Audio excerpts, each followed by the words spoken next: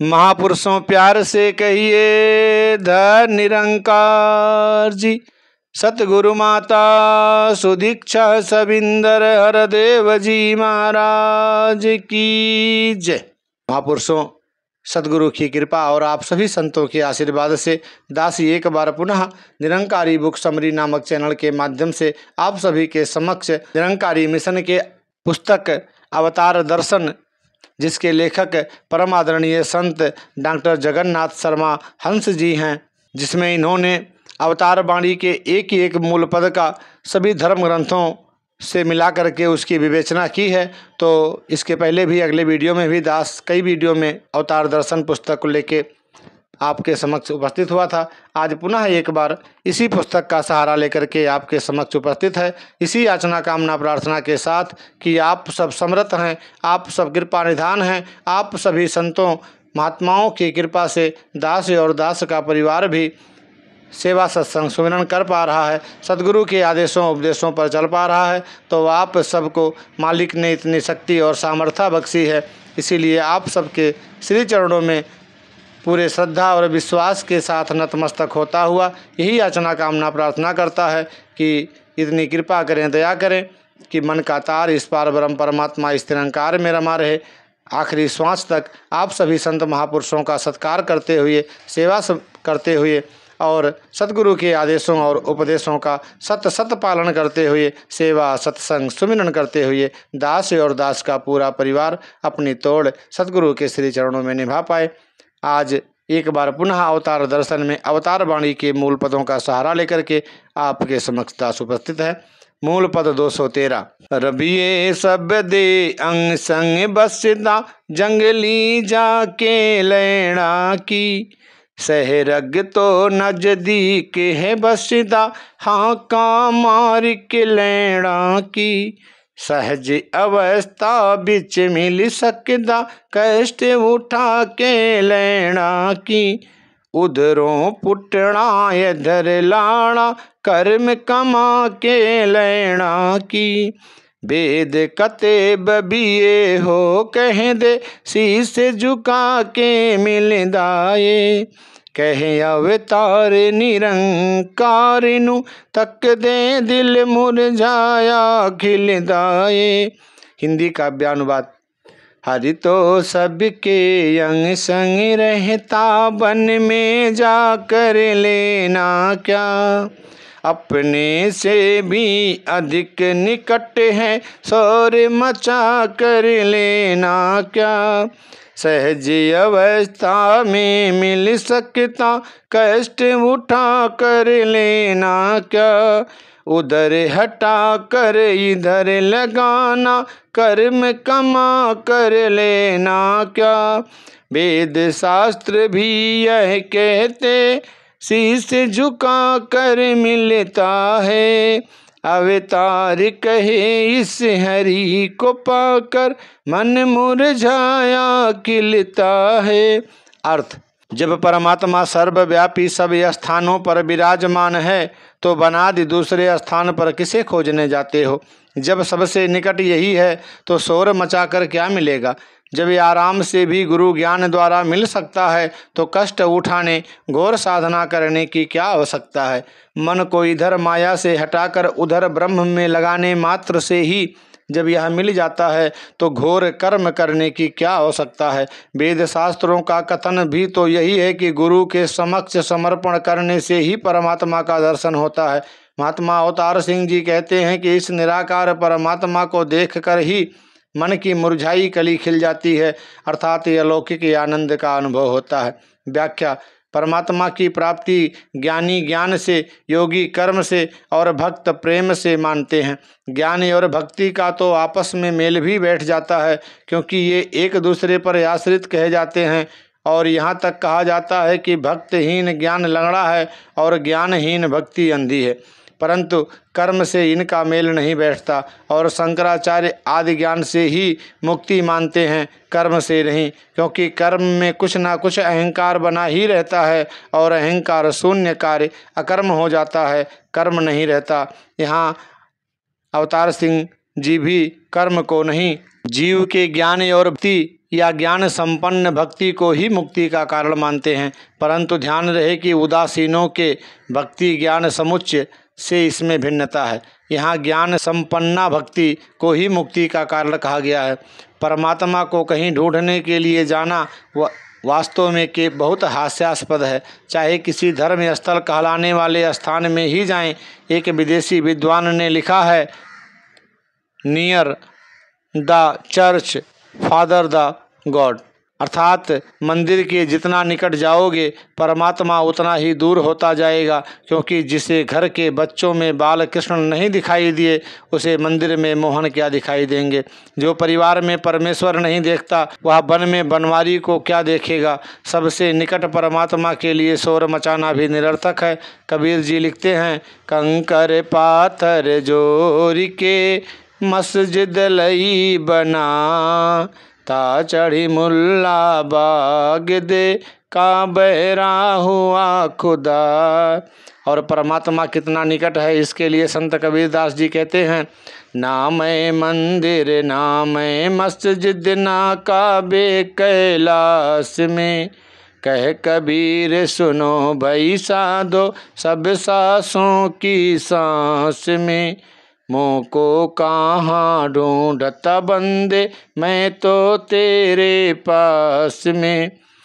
वेद कतेब यानी वेद शास्त्रों का भी यही निर्णय है कि तत्वज्ञानी संत को नमस्कार करके ही तत्व ज्ञान होता है। जैसा कि गीता में कहा गया है, गीता 4:34, त्वदिद प्रणिपातेन परिप्रसन्नेन सेव्या उपदेशन्ति ते ज्ञानम ज्ञानिनः तत्वदर्शिनः, अर्थात हे अर्जुन, तत्वदर्शी ज्ञानी के लिए नमस्कार, सेवा और प्रश्नाद करके ब्रह्म को जानना चाहिए। यही इसका उपदेश करते हैं। मूल पद 215, इको इक दुनिया दा मालिक मन नू गल समझाई, इक होर बखेड़े खत्म हो गए मुरसद तो गल पाई, इक दी पूजा इक दास मिरन मुरसद अलप पढ़ाई, इक जिसे इक ने है बाकी रहना बाबे राह बिखाई, इक दे बाजों होर जो दिसदा ये सब ही तेरे नाए, कहे अवतार इस इक दी बेड़ी रू रानी ने बहनाए। हिंदी काव्यानुवाद, सिर्फ एक दुनिया का मालिक मन को वस्तु समझाइए, और बखेड़े खत्म हुए सब बात गुरु से पाइए, एक की पूजा एक कसमिरन गुरु किया पढ़ाई, यही एक बस से रहेगा बाबा राह दिखाई, सिवा एक के सारी सृष्टि यहीं रह जाएगी, कहे अवतार आत्मा दुल्हन इस एक किनों का जाएगी। अर्थ, महात्मा अवतार सिंह जी परमात्मा और इसे प्राप्त करने के विषय में कहते हैं कि मेरे मन को सतगुरु ने एक ही बात समझाई है, वह यह कि इस सारी सृष्टि का मालिक केवल एक परमात्मा है। अपने गुरु से इस एक बात को समझकर सभी शंकाएं समाप्त हो गई हैं। तब से मैं इस एक की पूजा और स्मरण करता हूँ, क्योंकि मेरे सद्गुरु ने मुझे इस एक की ही शिक्षा दी है अथवा अनुभव कराया है। सतगुरु बाबा बूटा सिंह जी ने मुझे एक का ही मार्ग दिखाया है, इस एक का जो प्रलय के बाद भी शेष रहेगा। इसी एक परमात्मा के अतिरिक्त अन्य जो भी दिखाई देता है वह माया है, प्रकृत है, इसे तो यहीं रह जाना है। बेगमपुर अर्थात सत्यलोक में तो केवल जीवात्मा ही परमात्मा की नाव में बैठकर जाएगी, माया नहीं। व्याख्या, इस पद का मूल भाव यह है कि परमात्मा के अनेक रूप साकार में हैं, निराकार में नहीं। एक निराकार प्रभु परमात्मा ही एकमात्र लक्ष्य है और इसे प्राप्त करने का मार्ग भी एक है, और वह है ब्रह्म वेत्ता सद्गुरु। जो दृश्यमान है आया है, परमात्मा नहीं। दृश्यमान की पूजा और स्मरण परमात्मा की पूजा और स्मरण कभी नहीं हो सकते। अपने अनुभव के आधार पर कथित यह शास्त्र विरोधी भी नहीं, क्योंकि दृश्यमान सब माया है। मानस में लिखा है, गो गोचर जहाँ लग मन जाई, सो सब माया जानहु भाई। अर्थात मन और इंद्रियों के अनुभव में आने वाली सब वस्तुएं माया हैं, ब्रह्म नहीं। अथर्व वेद में लिखा है, असत्य सद प्रतिष्ठम सत्य भूतम प्रतिष्ठम। अर्थात ब्रह्मलोक से लेकर तृण पर्यंत सब असत्य या नाशवान पदार्थों में नित्य एक रस आत्मा व्यापक रूप से स्थित है और ब्रह्म से भिन्न पदार्थ असत कहे जाते हैं तथा सत परमात्मा कहा गया है। गीता 2:17 में लिखा है, अविनाशी तू त्वदधि येन सर्वमिदं ततम्। अर्थात हे अर्जुन, जिस परमात्मा से यह दिखाई देने वाला नाशवान जगत बना है, तू उसे कभी नष्ट न होने वाला अविनाशी सर्वव्यापी तत्व जान। आदि ग्रंथ में लिखा है, इक्को सिमरो नानिका जल थल रिहा समा, दूजा काहे सिमरिये जम्मे ते मर जा। अर्थात एक अविनाशी सर्वव्यापी प्रभु का ही स्मरण करना चाहिए, किसी नाशवान वस्तु का नहीं। जीवात्मा रूपी दुल्हन को विवेक अथवा सत्संग की नाव में बैठकर ही मुक्ति मिल सकती है। यह नदी नाव का रूपक संत वाणी में अनेक स्थलों पर समझाने के लिए प्रयुक्त हुआ है। जैसे महात्मा गंगादास जी कहते हैं, है विवेक का जहाज मेरा, देव उतराई बैठ सबेरा, बेड़ा पार लगावे तेरा, ये मल्लाह खड़े बुलावे, नहीं करता जबराई मैं, सतगुर तुझे प्यार लगावे, सिर तार दे उतराई में। आदि शंकराचार्य जी लिखते हैं, क्षणमहि सज्जन संगति रेखा, भवति भवारणौ तरणे नौका। अर्थात क्षण मात्र की सत्संगति ही इस भवसागर से पार होने के लिए नाव बनती है, जिसमें जीवात्मा बैठकर बेगमपुर में अपने पति परमात्मा से मिलने का आनंद प्राप्त करती है। मूल पद 216। तन रोगी मन भोगी होवे, ते धन पाप कमाईदा, बेइतबारा बंदा होवे, करदा कर्म कसाईदा, हफ हफ करदा खप खप मरदा, पल न चैन आराम करे, संगी साथी होने कुपते, कुल नू भी बदनाम करे, जे अवतार करे गुरु बख्शिश, जन्मा दे फिटकारे ते, घर घर अंदर पूजा जावे, आके इस दे द्वारे ते। हिंदी काव्यानुवाद।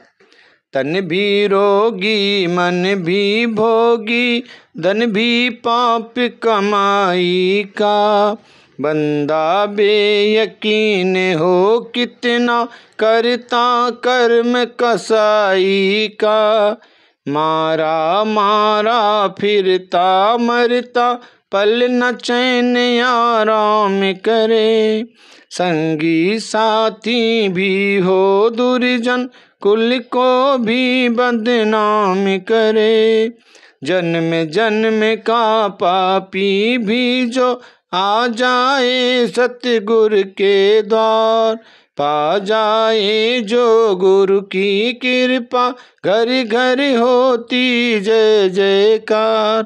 अर्थ, यदि किसी व्यक्ति का शरीर भी रोगग्रस्त हो, मन विषयों में आसक्त हो, उसका धन भी पाप कर्म द्वारा एकत्र किया गया हो, अर्थात उसके तन मन धन तीनों ही मलिन हो, वह कठोर कर्म करने वाला हो और अविश्वसनीय बेयकीन भी हो, मारा मारा फिरता हो, जहाँ जाता हो वहीं मार पड़ती हो, उसकी संगति भी दुर्जनों की हो और वह अपने कुल को भी कलंकित करने वाला हो। अवतार सिंह जी कहते हैं कि जन्म जन्मांतरों से पाप करने वाला ऐसा व्यक्ति भी गुरु को प्रसन्न करके उसकी कृपा आत्मज्ञान प्राप्त कर ले तो वह भी प्रत्येक व्यक्ति के लिए वंदनीय अभिनंदनीय हो जाता है और घर घर में उसका सत्कार होता है। व्याख्या। मनुष्य चाहे कितना भी पापी और दुराचारी हो, सत्संग और ब्रह्म ज्ञान को प्राप्त करके वह सभी पाप पुण्य की सीमा से बाहर हो जाता है। ऐसा शास्त्र का वचन भी उपलब्ध है। गीता 4:36 में लिखा है, अपि चेदसि पापेभ्यः सर्वेभ्यः पाप कृतमः सर्वं ज्ञान पल्लवेनैव विरजिनम संतरिष्यसि। अर्थात हे अर्जुन, यदि सब प्रकार के पापियों से भी अधिक पाप करने वाला तू है तो भी सारे घोर पाप के समूह को ज्ञान रूपी नौका से ही भली भांति पार हो जाएगा। ऋग्वेद में लिखा है, सुगो भी विश्वादुरतः तरेम, अर्थात गुरु के तात्विक विषयों के ज्ञानों से सब पापों को हम पार करें।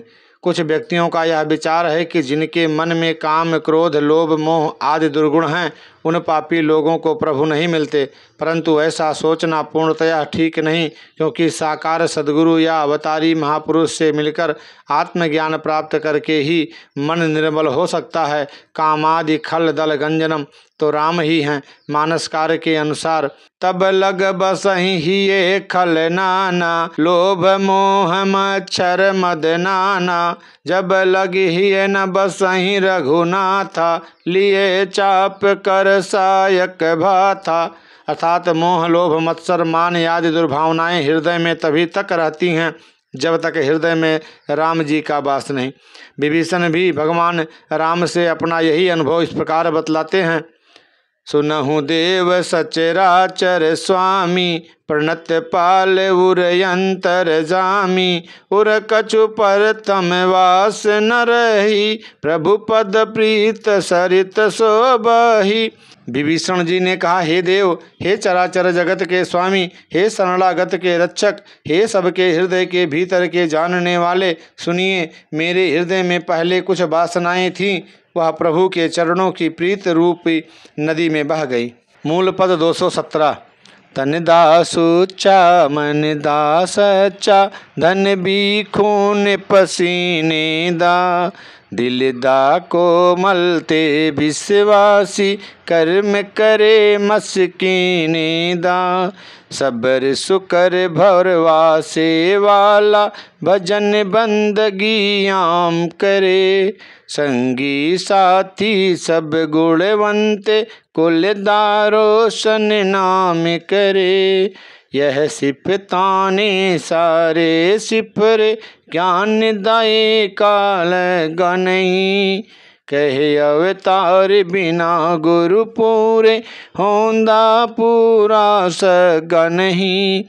हिंदी काव्यानुवाद, तन का पामन मन का निर्मल, धन होने की कमाई का, दिल का कोमल विश्वासी हो, करता कर्म भलाई का, राम रजा मेरा जी रहता, भजन सुबह और शाम करे, संगी साथी सब गुणवंते, कुल का रोशन नाम करे, यह शून्य है सारे जब तक, ज्ञान का एका लगा नहीं, कहे अवतार बिना गुरु पूरे, होता कोई सगा नहीं।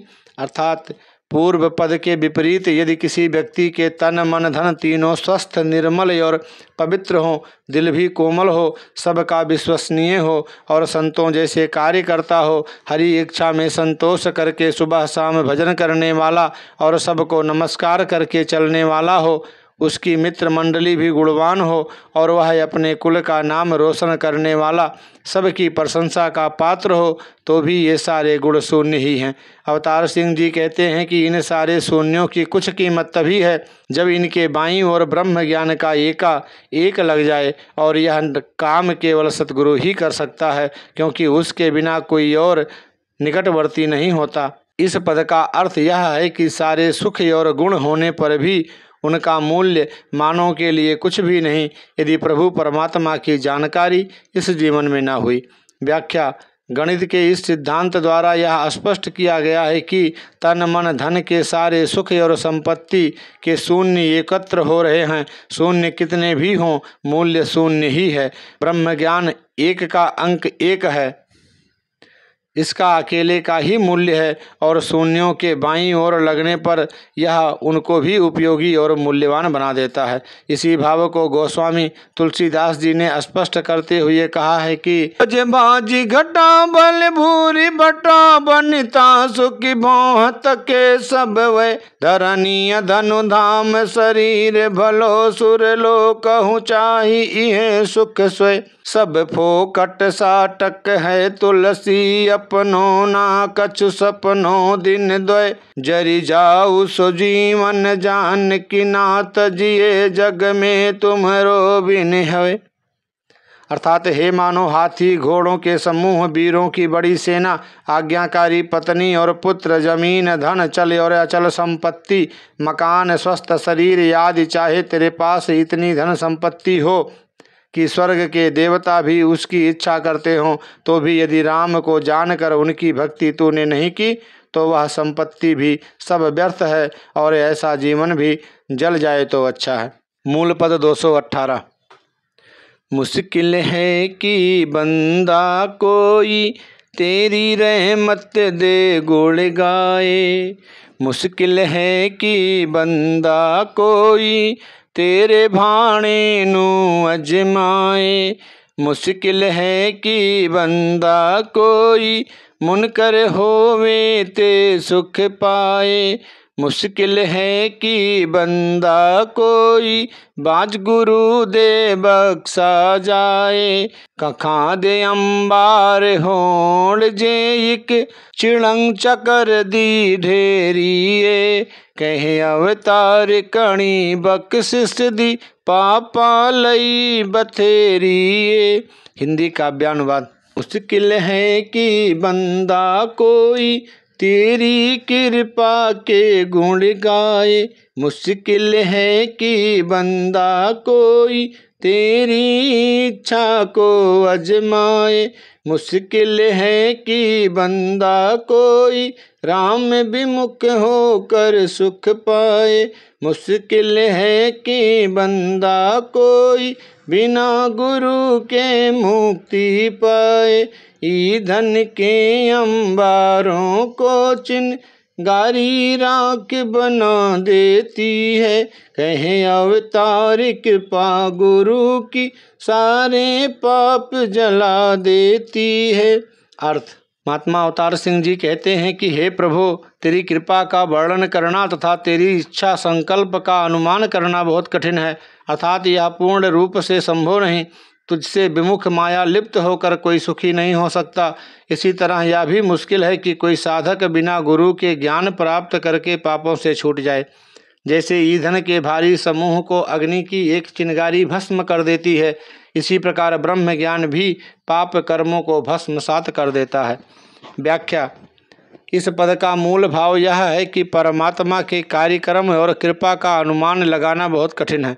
राम विमुख भक्तहीन को सुख नहीं मिलता और गुरु से ब्रह्म ज्ञान प्राप्त करके ही व्यक्ति अकर्म की स्थिति प्राप्त करता है, अथवा ब्रह्म ज्ञान से सभी पाप कर्म, अहंकार युक्त कर्म नष्ट हो जाते हैं। आगे प्रत्येक पर विस्तृत विचार करेंगे। ऋग्वेद में लिखा है, अतो विश्वान्य अद्भुता चिकित्वाम अभिपश्यति किसान याचा कत्वा, अर्थात ज्ञानी इस परमात्मा के विराट रूप में भूत भविष्यतः वर्तमान के अनेक आश्चर्य करने वाले कर्म देखता है। गीता 11:16 में लिखा है, अनेक बाहुदर वक्त्र नेत्रम पश्यामि त्वाम सर्वतो अनंत रूपम नान्तम न मध्यम न पुनस्तवादिम पश्यामि विश्वेश्वरः विश्वरूपः। हे विश्व के स्वामी, अनेक भुजा उदर नेत्र रूप वाले मैं आपको चारों ओर देखता हूँ। आप इतने विशाल हैं कि आपका आदि मध्य और अंत में कहीं भी नहीं देखता हूँ। माया लिप्त राम विमुख को कभी सुख नहीं मिलता। इस विषय में गोस्वामी जी का यह कथन कितना सटीक है।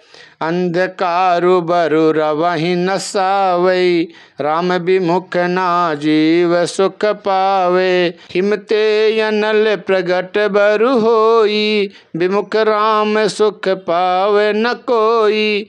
चाहे अंधेरा सूर्य को निगल जाए और चाहे बर्फ से अग्नि निकलने लगे, परंतु राम विमुख को कभी सुख नहीं मिल सकता। गीता में लिखा है, यथेधांसी समिद्धो अग्नि भरमसता कुरतु अर्जुन ज्ञानाग्नि सर्वकर्माणि भस्मासात कुरुते तथा। अर्थात हे अर्जुन, जैसे जलती अग्नि लकड़ियों को भस्म कर देती है, वैसे ही ज्ञान रूप अग्नि भी पुण्य पापात्मक सब कर्मों को भस्मीभूत निर्जीव कर देती है, जिससे देह का दोबारा जन्म नहीं होता। मूल पद 219। गुण एक बीना पल्ले होवे, अवगुण भरे भंडारे हों। चाल चलन दे बद चलनी दे, दाग भी लगे सारे हों। गोड़े गोड़े होवे कंगाली, वाल वाल कर जाई होए। हर थाते सत्कार्या जावे, जे सत्य गुर परवान करे। कहे अवतार गुरु दी बख्शिश, मुर्दे नूरू दान करे। हिंदी काव्यानुवाद। एक भी गुण पल्ले ना जिसके, दुर्जन पापाचारी हो। कामी कपटी कुटिल कुचाली, पातक सिर पे भारी हो। दीनहीन असहाय अकिंचन, रोम रोम ऋण छाया हो। रिश्ते नाते टूट चुके हों, हर कोई बना पराया हो। शरण मिले ले यदि गुरु उसे, सबसे पाता है सत्कार। ऐसे मृतक समान पतित को, नव जीवन दे गुरु अवतार। अर्थ, यदि किसी व्यक्ति में एक भी गुण ना हो और अवगुण अनेक हों, चरित्र से भी वह अनेक प्रकार से कलंकित हो, कंगाली में धंसा हो और कर्जे से भी उसका बाल विधा हो, सगे संबंधी भी उसे छोड़ चुके हों और सारा समाज उसका दुश्मन बन गया हो, ऐसे पतित व्यक्ति को भी यदि सतगुरु अपनी शरण में ले लेता है तो प्रत्येक स्थान पर उसका सम्मान होने लगता है। सतगुरु की कृपा मुर्दे को भी नवजीवन प्रदान कर देती है। व्याख्या। इसका कारण यह है कि सद्गुरु की कृपा से उसे परमात्मा का ज्ञान हो जाता है और ज्ञान सर्वत्र पूजनीय और अभिनंदनीय होता ही है, क्योंकि मानस में लिखा है, जापे कृपा राम की होई, तापर कृपा करे सब कोई। द्वापर युग में सतगुरु भगवान भी अपने शिष्य अर्जुन से कहते हैं, अहम त्वाम सर्व पापेभ्यो मोक्षस्यामि मा शुचा। अर्थात मैं तुझे सब पापों से मुक्त कर दूंगा, तू चिंता ना कर। ऋग्वेद 2:23-5 में भी कहा गया है कि जो परमात्मा की शरण में आ जाता है उसे कोई सांसारिक बाधा दुख नहीं देती, उसे कोई नहीं छूता। काम क्रोध लोभ मोह अहंकार आदि शत्रु अरातयः भी प्राप्त नहीं होते। ऋचा यह है, ना तमहो न दुरंतिम कुतश्चन नारा तै स्थित ऋण द्वया विनः विश्वा इद अस्माद धरस्व विधाधसे यम सुगोपाम रक्षति ब्राह्मणस्तपे। हनुमान जी ने विभीषण से यही तो कहा था। सुंदरकांड में लिखा है, कहूँ कमन मय परम कुलीना, कपि चंचल सब ही विधिहीना। प्रात ले जो नाम हमारा, तेहि दिन ताहि न मिले आहारा। असमय यदम सखा सुनु, मोह पर रघुबीर। कीनी कृपा सुमेरु गुण, भरे बिलोचन नीर। इस प्रकार हनुमान जी, जो अपने को अभागा और सब विधिहीन मानते थे, श्री राम जी की शरण में जाकर पूज्य और वंदनीय हो गए थे। सतगुरु शरणागत वत्सल तो होते ही हैं। मानस में लिखा है, अरे कोटि बेप्रबध लागहि जाहु, आय शरण तजो नहीं ताहु। सन्मुख होई जीव मोहि जबहि, जन्म कोटि यज्ञ सही तबहि। राम जी कहते हैं कि करोड़ों ब्राह्मणों की हत्या का पाप भी यदि किसी को लगा हो, मैं उसे भी अपनी शरण में ले लेता हूँ, क्योंकि जब कोई पापी जीव मेरे सामने आ जाता है तो उसके करोड़ों जन्मों के पाप भी नष्ट हो जाते हैं। अवतार वाणी का यह पद उन व्यक्तियों को विशेष प्रेरणा प्रदान करता है जो अपने को पापी समझकर ब्रह्म ज्ञान का अधिकारी नहीं मानते। सतगुरु के सामने जिज्ञासु के पाप कर्म कोई बाधा उत्पन्न नहीं कर सकते, क्योंकि सतगुरु साकार ब्रह्म पतित पावन होता है। तभी तो बाइबल में कहा है, the forget has the power to forgive the sins on earth, अर्थात सद्गुरु में पृथ्वी के पापों को क्षमा करने की शक्ति होती है। अतः अवतार वाणी का यह पद अत्यंत प्रेरणादायक और शास्त्र सम्मत है, जो वाणीकार के अपने अनुभव पर भी आधारित है। मूल पद 220। अपने मुँह बड़ियाइयाँ मंग के तू चैनाए ऊँचा होना, निंदिया नफरत वै रच पल के तू चैनाए सुच्चा होना। मोड़ मोड़ मक्के काशी जाके तू समझे दिल पापी धोल्या, कर कर पुण्य दान दिन राति चैन दिनी दर चावे सोला। कर माने कुछ कर नहीं सकना, गुरु दी शरणायाणा पैसी, कहे अवतार गुरु दे दरते अपना शीश झुकाना पैसी। हिंदी काव्यानुवाद।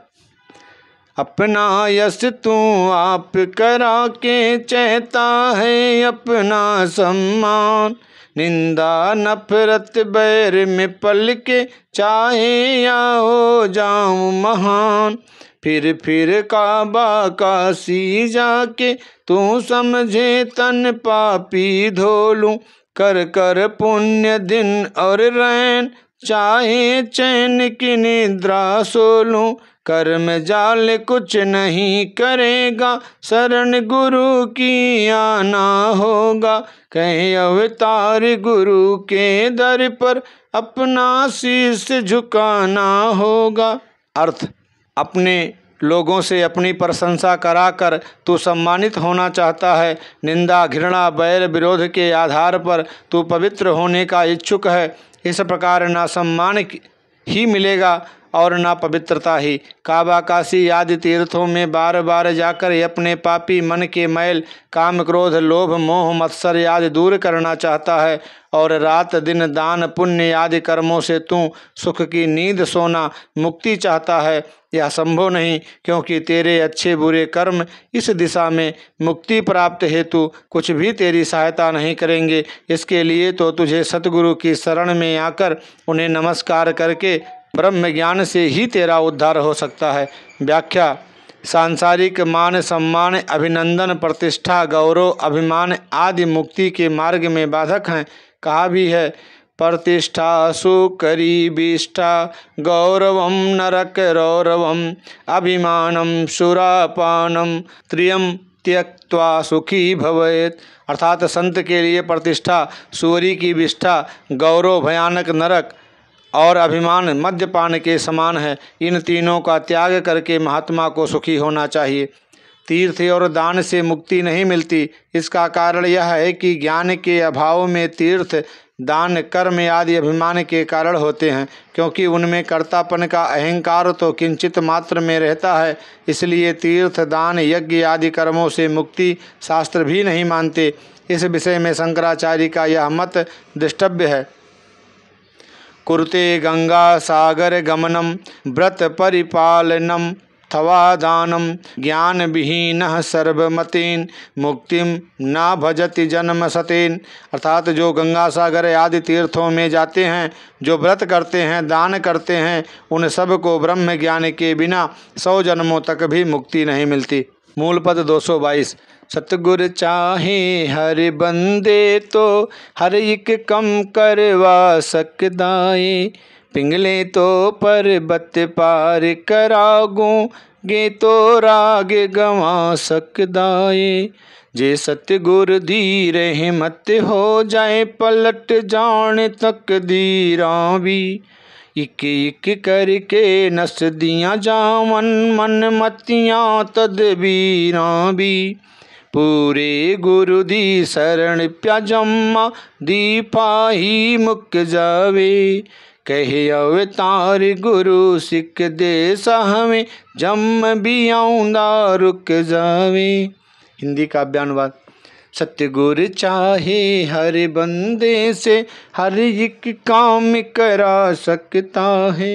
पंगु पर्वत पार करे ओ गूंगा गीत सुना सकता है। कृपा मिल जाए यदि सतगुरु की मिलते हैं सौभाग्य सभी। एक एक कर भाग जाएंगे मोह जनित दुर्भाग्य सभी। पूरे गुरु की शरण प्राप्त कर चक्र 84 लुक जावे। कहे अवतार पास गुर सिख के यमराज भी आता रुक जावे। अर्थ। सतगुरु समय का यह अवतार यदि चाहे तो किसी भी व्यक्ति से कुछ भी करा सकता है, क्योंकि वह प्रकृति की सभी शक्तियों का मालिक होता है। उसकी कृपा से लंगड़ा पर्वतों को पार कर सकता है, गूंगा गीत गा सकता है, राग सुना सकता है। सतगुरु की कृपा से व्यक्ति का दुर्भाग्य भी सौभाग्य में बदल सकता है। पूरे तत्वदर्शी ब्रह्मनिष्ठ सतगुरु की शरण प्राप्त होने से आवागमन समाप्त होकर व्यक्ति मुक्त हो जाता है। युग पुरुष महात्मा अवतार सिंह जी कहते हैं कि गुरु के कृपा पात्र ऐसे ज्ञानी भगत अथवा संत के सामने आता हुआ यमराज भी रुक जाता है, अर्थात मृत्यु भी उसकी दासी हो जाती है। व्याख्या। पूरा सद्गुरु अथवा सच्चा संत अपने कृपा पात्र शिष्य को ब्रह्म ज्ञान प्रदान करके ब्रह्म रूप ही बना देता है। ब्रह्म वेद ब्रह्मेव भवति, ऐसा उपनिषद का वचन है। यानी ब्रह्म को जानकर व्यक्ति ब्रह्म ही हो जाता है। सतगुरु के आशीर्वाद से यहाँ तक कि उसकी दृष्टि मात्र से ही निर्बल भी बलवान हो जाते हैं। गोस्वामी तुलसीदास जी के अनुसार तुलसी राम सुधीर ते निबल होय बलवान, वैर वाले सुग्रीव के कहा कि ओ हनुमान। अर्थात प्रभु की कृपा पूर्ण निगाह पड़ने से निर्बल भी बलवान हो जाते हैं। बाली और सुग्रीव के बैर में हनुमान ने क्या किया?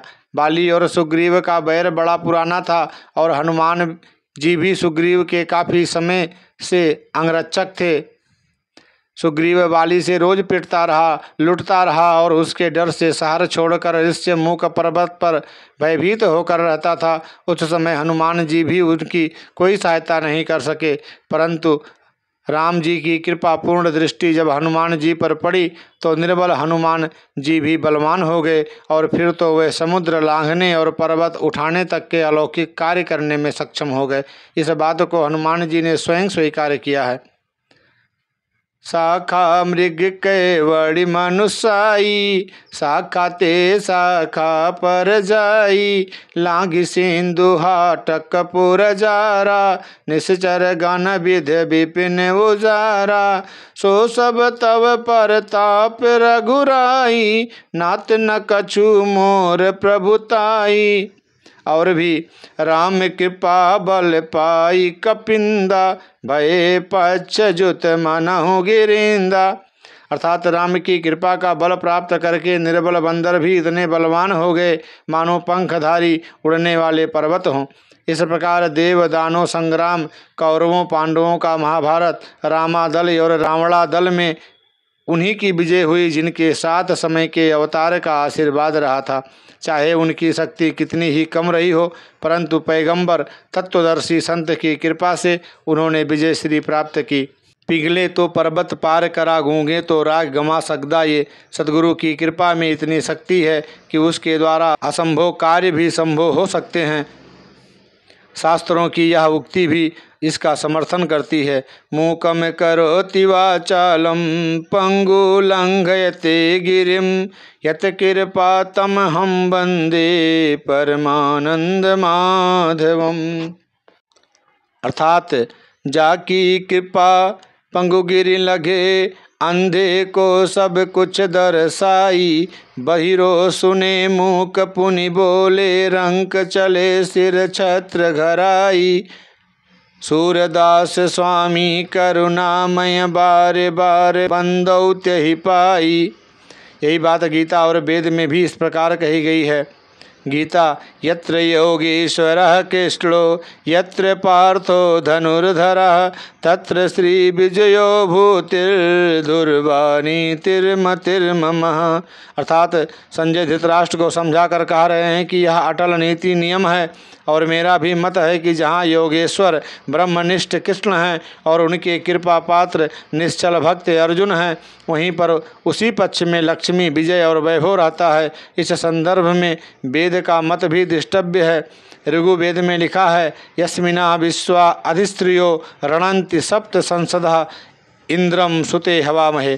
अर्थात जिस पक्ष में परमात्मा का अधिकार रहता है अथवा जो परमात्मा के भरोसे पर रहता है, राज्य, लक्ष्मी, धन धान्यादि संपत्ति और सब प्रकार की शोभाएं वहीं रहती हैं। सप्त संसदः भू भुआ स्व मह जनः तपः सत्यम, ये 7 लोक अथवा शरीर में रहने वाली रक्त मज्जाद 7 धातुएं अथवा शरीर को धारण करने वाले प्राण अपानादि 7 वायु अथवा राज्य चलाने के लिए विद्वानों की 7 संस्थाएं रणंति वहीं शोभा पाती हैं। सुते, हम भक्त जन अपनी आत्मा में ब्रह्मानंद रस के प्राप्त होने पर इंद्रम सारी संपदाओं के स्वामी प्रभु की हवा महे स्तुति करते हैं और परमात्मा की भक्ति में आनंदित होते हैं। वैसे तो कण कण में प्रभु का ही रूप है, परंतु सद्गुरु के रूप में यह सर्वाधिक कृपालु है, जो प्रकृति के अधीन जीव को ब्रह्म ज्ञान द्वारा त्रिगुणातीत करके चौथे पद में पहुंचाकर प्रकृति का तंत्र समाप्त कर देता है। जीव को अलौकिक शक्ति संपन्न, स्वतंत्र और जीवन मुक्त बना देता है। सत्य गुरु माता सुदीक्षा सबिंदर हरदेव जी महाराज की जय।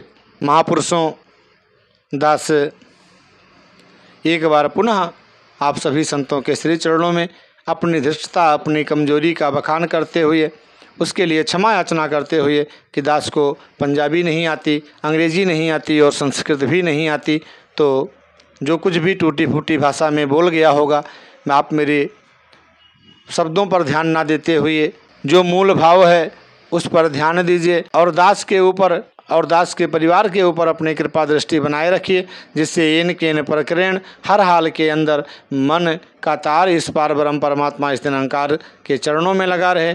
सद्गुरु के वचनों पर फूल चढ़ाते हुए सद्गुरु के आदेशों और उपदेशों का हर पल हर क्षण पालन करते हुए आप संत महापुरुषों का सत्कार कर पाए। आप संत महापुरुषों से प्राणी मात्र से जन जन में श्रमे हुए राम को देख करके प्यार कर पाए। सतगुरु माता सुदीक्षा सबिंदर हरदेव जी महाराज की जय। महापुरुषों प्यार से कहिए धन निरंकार जी।